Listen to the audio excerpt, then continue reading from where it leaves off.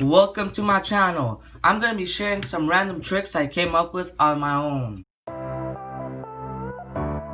When you want to insert a pair and in the slot there's an edge that belongs to another F12 pair and it's misoriented, then you can sledgehammer and like this, your next F12 case doesn't require a rotation.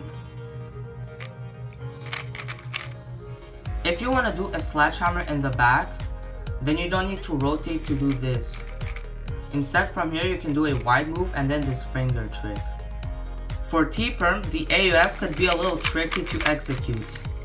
Instead of doing the F prime with my left index, I prefer to do it with my thumb. Like this, I can AUF with my left hand.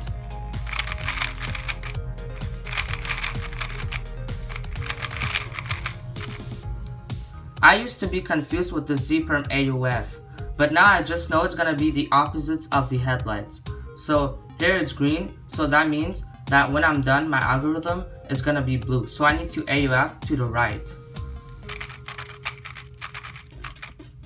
For this OLL, the algorithm goes like this: fat sexy, M, reverse sexy. Most people do M with R and then R Dwight prime, but I prefer to do it with my pinky. It says one move, but if you don't do OH, then you're probably not familiar with this finger trick.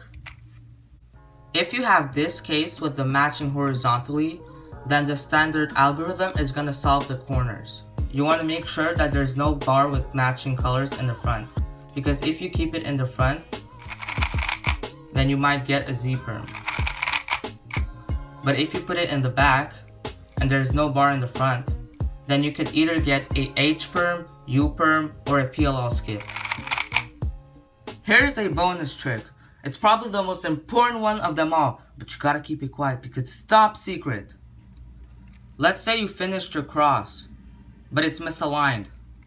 What you can actually do is flip the cube and do an H-perm.